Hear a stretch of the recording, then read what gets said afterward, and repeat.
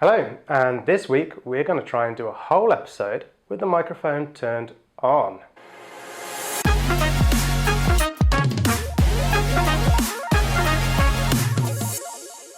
Hello, and welcome to Dopey Smart's Barely Competent Recording Hour. This week we will attempt to get through without a single technical fuck up. My name is Stuart, as normal. This is edited by the long-suffering Andy. All I can say is sorry, Andy.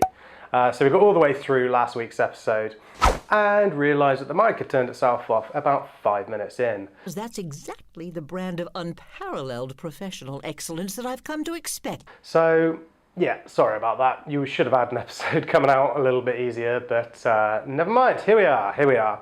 So, in the last episode, I mentioned about the Kingston Armoury sword, and this got me thinking, let's do a buyer's guide. So here it is. This is my buyer's guide to steels. Now this is going to be tempered slightly. There's going to be a couple of caveats. First caveat, as a coach, my angles, my thoughts and my recommendations may be slightly different to the average buyers. I don't know what the average buyer's finances are.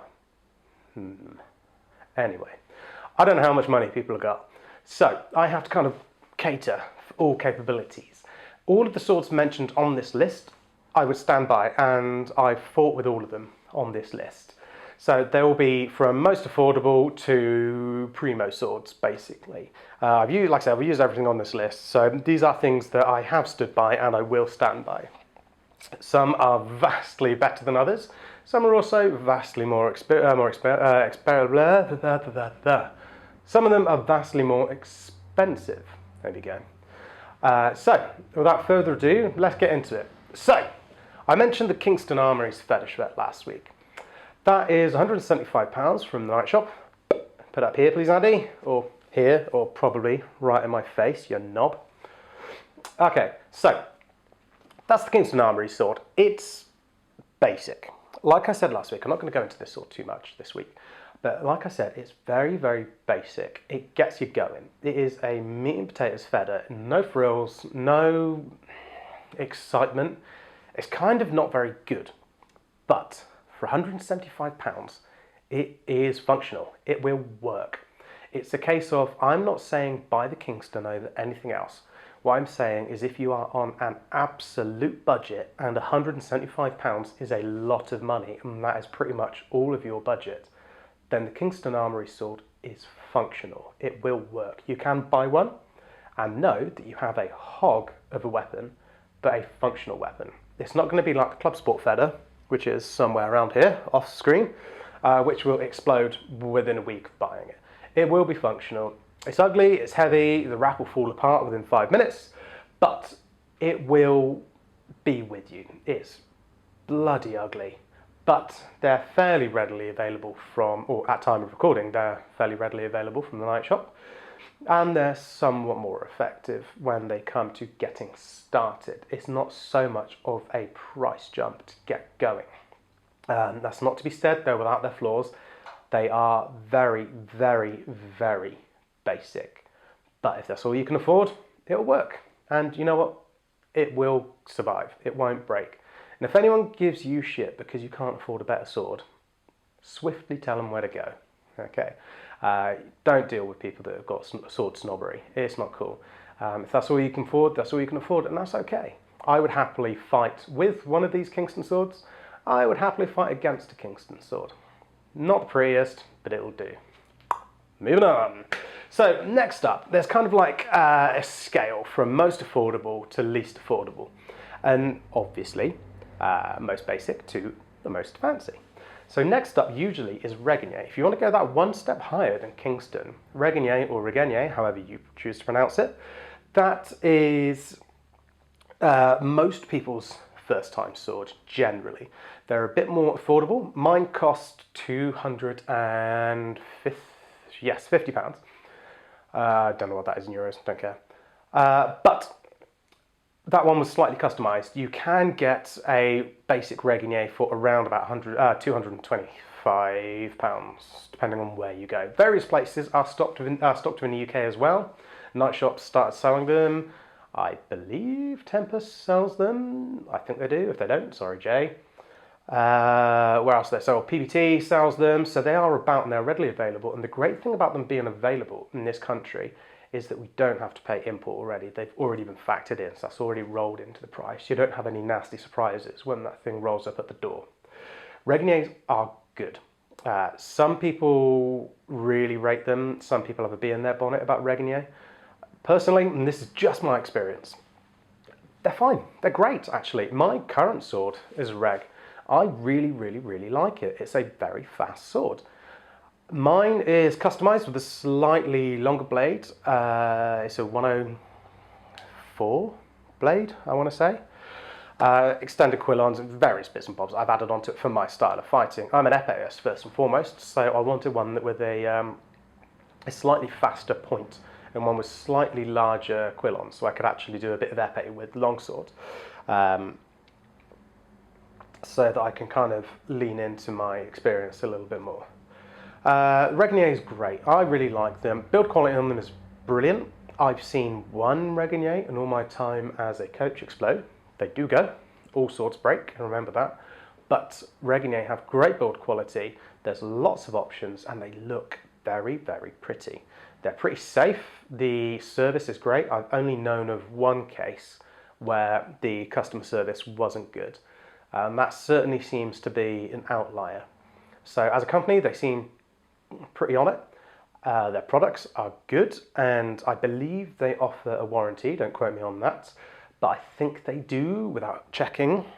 But yeah, honestly, if you can afford a little bit more than the Kingston, if you're looking at a feather, your first steel feather, and you're looking at the Kingston, and you're thinking, actually, no, I got a couple of quid more, it's worth going that extra step. The step between Kingston and Regnier to Regnier and the next one up is huge, and it's not quite as big again. So the Regnier is the first significant step forwards. So the next one in the list is Sigi.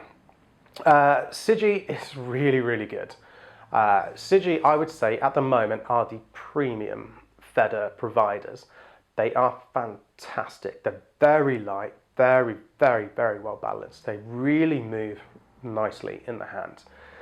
There's lots of options. I've had the opportunity to play with two different types of Sigi. The Sigi Gothic, which is the original, which is direct from Sigi, is €385. Don't know what that is in pounds. Bearing in mind that we have to factor in import and so on and so forth.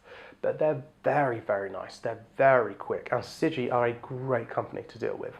They're usually, doesn't mean always, now that I said this, it's going to come back to bite me in the ass, but they're usually very good at communicating with you as a customer. It may take a little while to get your product from them, but the communications that you get from them is pretty good, or at least in my experience. The experience I've had with them and the experience I've heard from them has been very positive from customers. So the Sigi Gothic, if you have the opportunity to go extra 100 quid on top, or if you're thinking of upgrading from the Regnier, the Sigi Gothic or anything like that around that area is very good. And on par, I would say, with the Sigi Gothic, maybe slightly less in my experience, but it's the same kind of tier, would be the Coveton feathers that they do as well. Also very nice. They're a little clunkier as feathers go, or at least for my in my opinion, or from my point of view, the way that I like to fight, they're a little clunkier. Like I said, I'm an epist originally, so I like a lightning fast tip that I can use a sword with, a nice bit of body avoidance. I really like to fight with the body as much as the blade, so I find the Covetons for me are just a little heavy, but if you particularly like the German style of fighting, the Covetons, mind blank, the Covetons will be pretty good for you. But of the two, if you're at the point where you're thinking about a Sigi or a Coveton, I would recommend Sigi. And this kind of goes on to the Primo, the top dog at the moment. In my experience, obviously, all of this is tempered with in my experience. In my experience, the best feather at the moment on the market is probably the Sigi King. Now, the Sigi King retails at a whopping €420 on their website. What? Or 460 in the UK. £460, that is.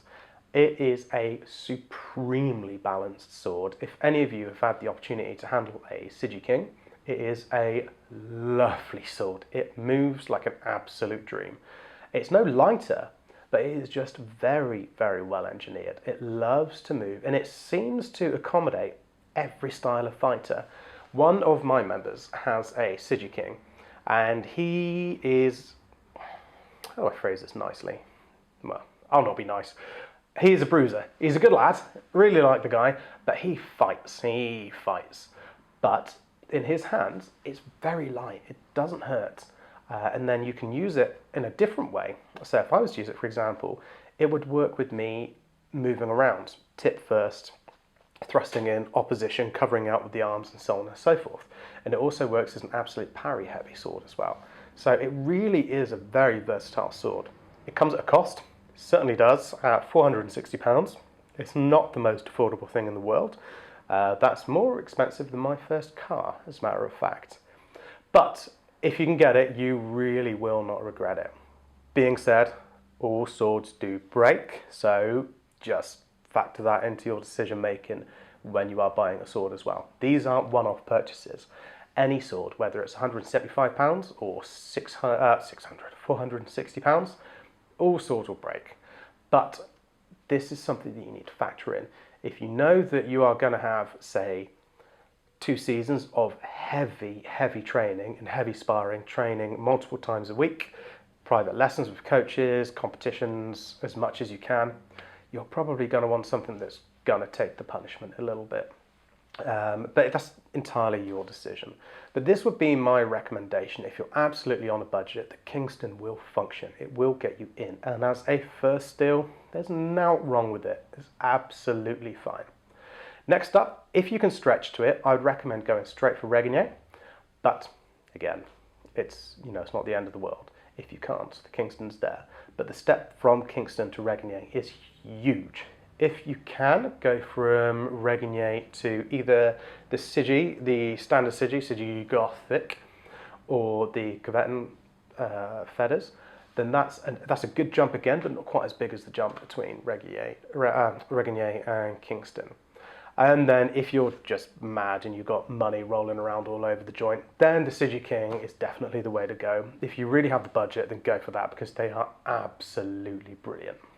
So, hope that helps. We're not going to do a Q&A section today, mostly because I'm full of a cold, I feel horrendous, and I am going to go to bed. So, on that note, see you later.